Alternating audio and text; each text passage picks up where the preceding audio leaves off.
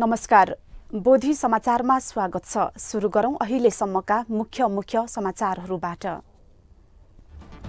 मध्य तराईका जिल्लाहरूमा गुम्बा र बिहारको विस्तार नहुँदा बुद्ध शिक्षा र बुद्ध धर्मको प्रभाव कम। रौतहटमा स्थानीयको अग्रसरतामा देशकै दोस्रो ठूलो बौद्ध स्तूपा बनाउन सुरु। गुला पर्वको अवसरमा देशभरका बिहारहरूमा विशेष बुद्ध पूजा जारी।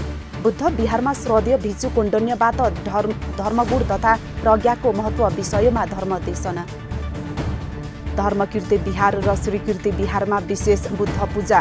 श्रद्धेय मेतावती गुरुमाबाट जेतीय स्थविरको प्रसङ्ग र श्रद्धेय उपतिष्ठ महास्थविरबाट धर्मपद गाथाको विषयमा धर्मदेशना। धर्मकीर्ति बिहारमा अभिधर्म पाली पाठ सम्पन्न। श्रद्धेय धर्मवती गुरुमाको प्रमुखत्वमा सामूहिक अभिधर्म पाली पाठ एवं युगल पाठ। र थाइल्याण्डमा 2 भिक्षुहरू बीचको झगडा हुँदा 1 भिक्षुको निधन। व्यभिचारीदेखि लागू पदार्थको विभिन्न मुद्दामा थुप्रै भिक्षुहरू प्रहरीको नियन्त्रणमा।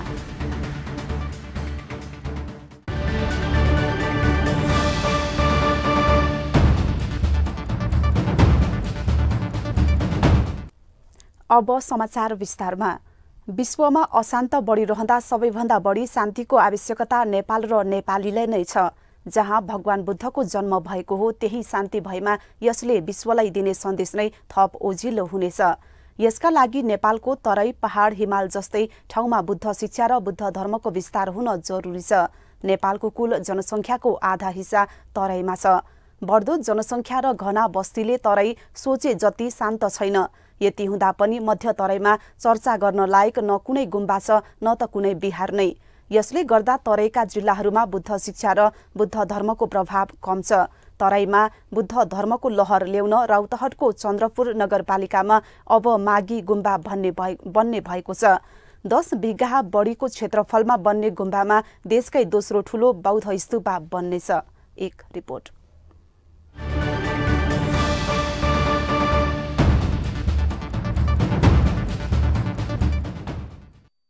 भगवान बुद्धको शान्तिको सन्देशलाई प्रभावकारी ढङ्गले विस्तार गर्ने प्रमुख माध्यम भनेको नै बिहार र गुम्बा हो।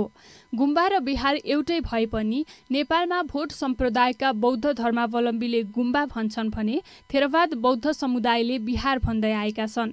बौद्ध समुदायमा थेरवाद, महायान, वज्रयान, हिनयान, हिमाली बुद्धिस्ट जे भने पनि सबै बौद्ध धर्मावलम्बी नै हुने भने जस्तै बिहार र गुम्बा जे भने पनि ती दुवै बुद्ध धर्म र बुद्ध शिक्षा विस्तार गर्ने पवित्र मन्दिर या पाठशाला हुन्।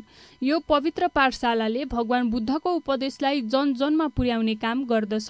मानिसलाई असल बन्न शील प्रदान गर्नेदेखि नियमित पूजापाठका साथ प्रार्थना गरी शान्ति र दीर्घायुको कामना गर्ने काम यही बिहार तथा गुम्बाबाट हुने गर्दछ। बौद्ध परम्परा अनुसार दिवंगतको सम्झना र जीवितलाई रोग व्याधिबाट मुक्त गराई सुस्वास्थ्य रहने अनेक धार्मिक क्रियाकलाप बिहार तथा गुम्बाहरूमा हुने गर्दछ। त्यसको लागि लामा गुरु, गुरुमा तथा भन्ते उत्पादन गर्ने काम हुन्छ। यसरी उत्पादन हुने लामा गुरु, गुरुमा तथा भन्तेबाट बौद्ध समुदायमा आआफ्नो संस्कार अनुसार जन्म, मृत्यु तथा अन्य चाडबाड र पर्वहरूमा संस्कार सम्पन्न गर्ने काम हुन्छ। यति महत्त्वपूर्ण संस्कार सिकाउने गुम्बा तथा बिहार तराईको जिल्लामा खोज्दा पाउन मुस्किल छ।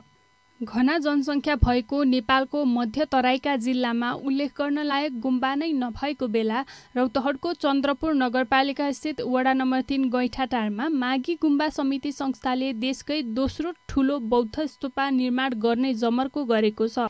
10 बिघा बढीको क्षेत्रफलमा विशाल बुद्धको प्रतिमा सहित गुम्बा निर्माणको लागि जगको काम लगभग पूरा भइसकेको छ। 5 वर्षभित्र सम्पन्न गर्ने लक्ष्य रहेको गुम्बाको लागत 1 अर्ब बढीको हुने अनुमान गरिएको छ।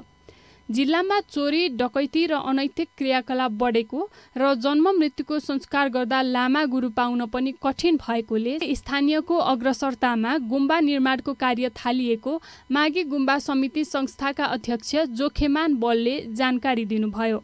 धेरै बुद्धिस्टहरू चाहिँ यो एउटा स्तूपा दर्शनको लागि काठमाडौँसम्म आउनुपर्ने। धेरै गरिबहरू मध्य तराई क्षेत्रमा अलिकति हत्या हिंसा पनि अलिकति बढेको छ। त्यो क्षेत्रमा पनि बुद्धिस्ट धर्मको चाहिँ प्रचार प्रसार त्यता पनि पुर्याउन सकिन्छ कि त्यो उद्देश्य बुद्ध धर्मको प्रचारलाई त्यता पनि पुर्याउन सकिन्छ कि शिक्षा दिन सकिन्छ कि भन्ने उद्देश्यले चाहिँ हामीले त्यहाँ स्तूप बनाउन लागेको हो। त्यो स्तूप त्यहाँ बनाउन सक्यो भने मध्य तराईको जनताले पनि त्यहाँसम्म आएर गरिब गुरुले पनि पहाडी क्षेत्रको जनताले पनि त्यहाँसम्म आएर दर्शन गर्न सकिन्छ। रौतहटमा निर्माण हुन लागेको यो गुम्बाको लागि सरकारले नै सहयोग गरेको छ। 25% स्थानीय स्तरमा गठित समितिले बेहोर्ने र बाँकी सरकारले सहयोग गर्नेछ। स्थानीयको पहलमा मध्य तराईमा भगवान बुद्धको सन्देश प्रवाह गर्नको लागि निर्माण हुने गुम्बामा सरकारी सहयोग प्राप्त हुनु निश्चय नै राम्रो कुरा हो। सरकारले निर्माणको लागि खर्च मात्र होइन, धार्मिक वन क्षेत्रको जमिन पनि उपलब्ध गराएको छ। निकै आकर्षक शैलीमा निर्माण हुने गुम्बाको निर्माण कार्यस्थलसम्म नगरपालिकाले सडक कालोपत्र गर्ने काम पनि गरिसकेको छ। नेपालको कुल जनसङ्ख्याको आधा हिस्सा तराईमा बसोबास गर्दछन्। यति ठुलो जनसङ्ख्या भएको तराईमा अहिलेसम्म बुद्ध शिक्षा र बुद्ध धर्मको विस्तारमा कुनै पहल नभएको बेला मागी गुम्बा बनेपछि यसले तराईमा पनि शान्तिको लहर छाउने विश्वास गर्न सकिन्छ।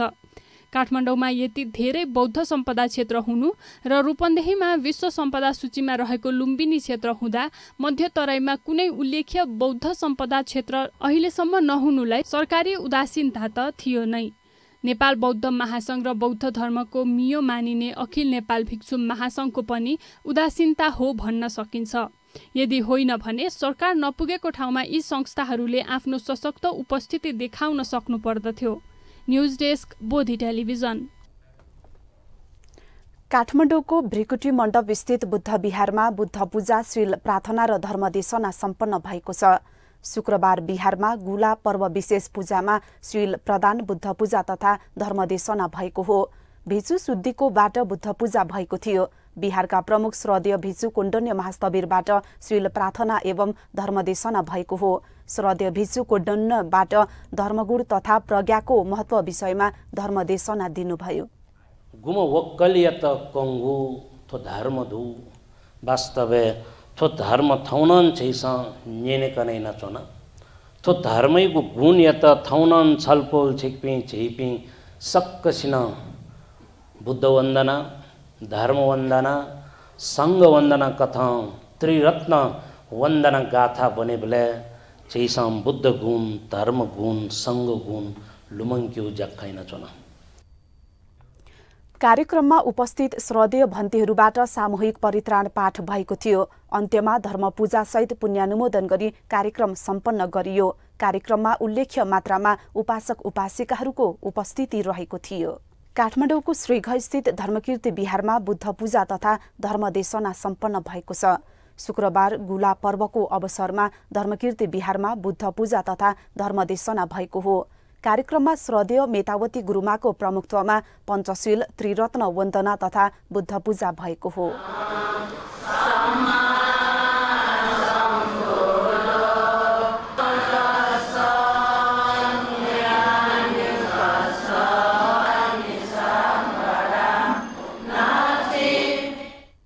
कार्यक्रममा श्रद्धेय मेतावती गुरुमाबाट धम्मपद अटकथा अन्तर्गत ब्राह्मण वर्गको जेतीय स्थविरको प्रसङ्गमा भगवान बुद्धले राजगृह वेणु वनमा बताउनु भएको गाथामा आधारित धर्मदेशना दिनुभयो।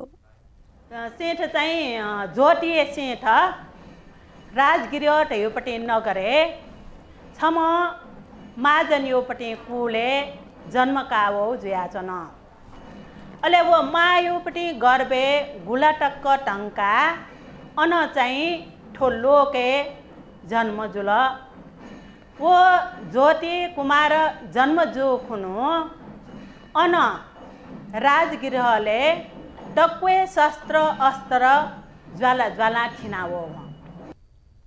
कार्यक्रमको अन्त्यमा धर्मपूजा गरी पुण्यानुमोदन गर्दै कार्यक्रम समापन गरिएको थियो। गुला पर्वको अवसरमा कीर्तिपुर नगर मण्डप स्थित श्रीकीर्ति बिहारमा पञ्चशील तथा धर्मदेशना भएको छ। नगर मण्डप श्रीकीर्ति बिहारमा पञ्चशील तथा धर्मदेशना भएको हो। सङ्ग्राम बिहारका प्रमुख श्रद्धेय उपतिस्स महास्तवीरबाट चतुर ब्रह्मा बिहार एवं धम्मपद गाथाको विषयमा धर्मदेशना दिनुभयो।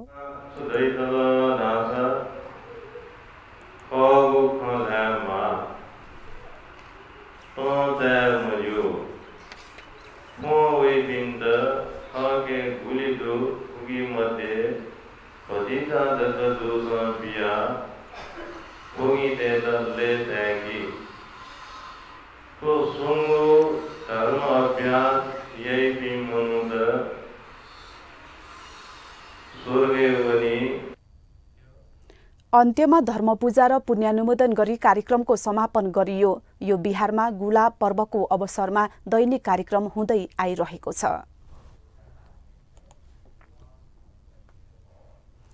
काठमाडौँको श्रीघस्थित धर्मकीर्ति बिहारमा अभिधर्म पाली पाठ सम्पन्न भएको छ। धर्मकीर्ति बिहारमा बिहार प्रमुख श्रद्धेय धम्मवती गुरुमाका सक्रिय उपासिका अष्टमाया महर्जनको 81औं जन्मदिनको अवसरमा अभिधर्म पाली पाठ भएको हो। बुद्ध मूर्ति शिरमा राखी चैत्य परिक्रमा गरी कार्यक्रमको सुरुवात गरिएको थियो।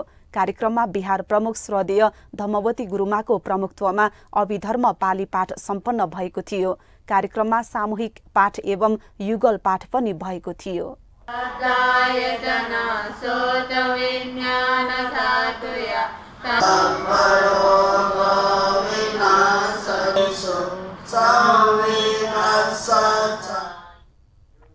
बिहारमा आएर धम्मवती गुरुमा सहित अरू गुरुमाहरूको उपस्थितिमा आफ्नो जन्मदिनको अवसरमा अभिधर्म पाली पाठ गर्न पाएकोमा उपासिका अष्टमाया महर्जनले खुशी व्यक्त गर्नुभयो। यो मैले यो सुनिराखेको छ, आइराखेको छ। यो बौद्ध पक्ष धर्म भनेको 9 क्लासमा आउँछ, अहिले पनि छ। त्यस्तो अभिधर्ममा मलाई गैमा उद्धार गर्नुभयो। गैमा पनि निरोगी होस्, गैमा पनि राम्रो ठाउँमा जन्म होस्। मर्नु त आज पर्छ एक दिन होइन। म पनि गैमाको पछि आएर पुच्छर समातेर जान सकोस्। कार्यक्रममा धर्मकीर्ति बिहार सहित विभिन्न बिहारका गुरुमाहरू, उपासिका अष्टमाया महर्जनका पारिवारिक सदस्य लगायतका उपासक उपासिकाहरूको उल्लेख्य सहभागिता रहेको थियो। काठमाडौँको स्वयम्भूमा 1 महिने चैत्य व्रत र पूजा भइरहेको छ। स्वयम्भू ज्ञानमाला भजन मण्डलमा 14 जना उपासक उपासिकाहरू व्रत बसी चैत्यको व्रत र पूजा गरिरहेका छन्। 1 महिनासम्म हुने पूजा श्रद्धेय अशोक बुद्धाचार्यको मूलाचार्यमा भइरहेको छ। नेपाल सम्वत अनुसार 10औं महिनामा पर्ने गुला पर्वको अवसरमा चैत्य व्रत 1.25 लाख चैत्य बनाएर व्रत बस्ने प्रचलन रहेको छ। व्रत बस्नेहरूलाई मूलाचार्य अशोक बुद्धाचार्यले वीरकुश महाराजको बारेमा कथा देशना गर्नु भएको थियो। सारासित फुकसित तैथे तैथे फुम सक्षित धारा वरदान बिफुम इन्द्र अले वो इन्द्र सक्षित दमन्न याफो। व्रत बस्ने उपासिका कथा सुनेर र व्रत बसेर आफूमा नयाँ शक्ति प्राप्त हुनका साथै खुशी र आनन्द प्राप्त हुने तथा महामारी रोग व्याध नाश हुने विश्वास रहेको बताउनुहुन्छ। दक्पसित सक्त प्राणी पिन्त उधार जीमा रगा जी व्रत चुनचनो ख ठो लछियो चोबिना जे यक्वेडु जे पास्पी। 1 महिनो चैत्य व्रत गुलाथो पारु देखियो लाथो पारुसम्म 1 महिना बसिन्छ।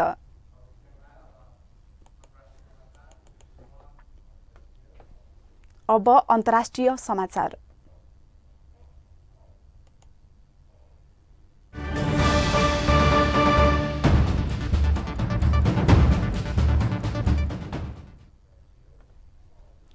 थाइल्याण्डमा 2 भिक्षुहरू बीचको झगडाका कारण 1 जनाको मृत्यु भएको छ।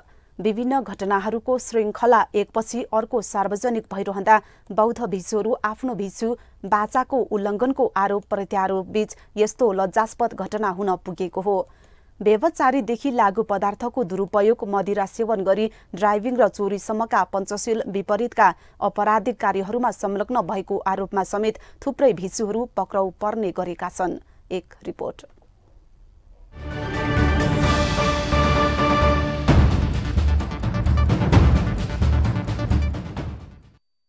मध्यप्रान्त कम्फेङ फेटको वाटमाई थोङ चाई मन्दिरमा 49 वर्षीय र 64 वर्षीय भिक्षुबीच भएको झगडाको परिणामस्वरूप 64 वर्षीय भिक्षुको मृत्यु भएको थियो। जहाँसम्म बुद्धको शिक्षा र धर्म ग्रन्थहरूको सवाल छ, बुद्ध धर्मले द्वन्द्वको समाधानमा हिंसालाई निषेध गर्दछ। काम्फेङ फेटको खोङ लान्ड जिल्लामा रहेको मन्दिरको अनुसन्धान गर्न खोलाङ लान्ड प्रहरी चौकीका अधिकारीहरूलाई बोलाइएको थियो। प्रहरीले 64 वर्षीय भिक्षु कुमारट अप्सुवानलाई मन्दिरको मण्डपमा अनुहारमा चोट लागेको र भुइँमा बेहोस अवस्थामा फेला पारेको थियो। पछि अस्पतालमा उनको मृत्यु भयो। अपराधी सोही मन्दिरका 49 वर्षीय भिक्षु आनाके क्वान्युएन भएको बताएको छ, जसले आफूलाई प्रहरी समक्ष आत्मसमर्पण गरेका थिए। साक्षीहरूले प्रहरीलाई जानकारी दिए अनुसार दुई भिक्षुहरू सधैँ एक अर्कासँग लडिरहन्थे। घटनाको दिन भिक्षु आनाकेले पहिले अर्को भिक्षुको टाउकोमा टिफिन क्यारियर हाने र त्यसपछि उनीहरू झगडा गर्न थाले, तर कुमारटले लड्न सकेनन् र अन्ततः लात हानेर भुइँमा ढले। क्लोङ लान्ड प्रहरी स्टेसनका सुपरिन्टेन्डेन्ट पिसिट सान्गु आन्काउले रिपोर्ट गरे अनुसार आनाकेलाई भिक्षुत्व छाड्न आदेश दिइएको छ र अरूलाई आक्रमण गरेको र मृत्यु निम्त्याएको आरोप लगाइएको छ। आनाकेले अफिसरहरूलाई क्रोधको कारणले कुमारटलाई आक्रमण गरेको तर आक्रमणले उनको मृत्यु निम्त्याउँछ भन्ने आशा नगरेको बताए। थाई कानुनको धारा 295 अनुसार जसले अरूलाई शारीरिक र मानसिक रूपमा चोट पुर्याउँछ उसलाई 2 वर्षसम्म कैद, 4000 भाटसम्म जरिवाना वा दुवै सजाय हुनेछ। मन्दिरका मठाधीश र समुदायका नेताले दुवै भिक्षु मानसिक रोगी भएको र उनीहरू निकै संवेदनशील रहेको सञ्चार माध्यमलाई जानकारी दिएका थिए। News desk, Bodhi television. हामी समाचारको अन्त्यमा आइपुगेका छौं। बिदा हुनु अघि मुख्य समाचार पुनः एकपटक। मध्य तराईका जिल्लाहरूमा गुम्बा र बिहारको विस्तार नहुँदा बुद्ध शिक्षा र बुद्ध धर्मको प्रभाव कम। रौतहटमा स्थानीयको अग्रसरतामा देशकै दोस्रो ठूलो बौद्ध स्तूपा बनाउन सुरु। गुला पर्वको अवसरमा देशभरका बिहारहरूमा विशेष बुद्ध पूजा जारी। बुद्ध बिहारमा श्रद्धेय भिक्षु कुण्डन्यबाट धर्मगुण तथा प्रज्ञाको महत्व विषयमा धर्मदेशना। धर्मकीर्ति बिहार र श्रीकीर्ति बिहारमा विशेष बुद्ध पूजा। श्रद्धेय मेतावती गुरुमाबाट जेतीय स्थविरको प्रसङ्ग र श्रद्धेय उपस्थित महास्थविरबाट धर्मपद गाथाको विषयमा धर्मदेशना। धर्मकीर्ति बिहारमा अभिधर्म पाली पाठ सम्पन्न। श्रद्धेय धर्मवती गुरुमाको प्रमुखत्वमा सामूहिक अभिधर्म पाली पाठ एवं युगल पाठ। र थाइल्याण्डमा 2 भिक्षुहरू बीचको झगडा हुँदा एक भिक्षुको निधन।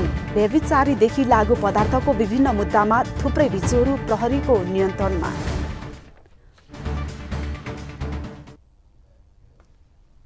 समाचार अहिलेलाई सकियो। बोधी टेलिभिजनका सम्पूर्ण कार्यक्रम bodhitv.tv, युट्युब र फेसबुकका साथै मोबाइलमा बोधी टिभी एप डाउनलोड गरेर पनि हामीलाई प्रत्यक्ष हेर्न र पढ्न सक्नुहुनेछ। सकारात्मक सोच र कुशल संस्कारको लागि बोधी टेलिभिजन हेर्दै गर्नुहोस्। भवतु सब मङ्गलम।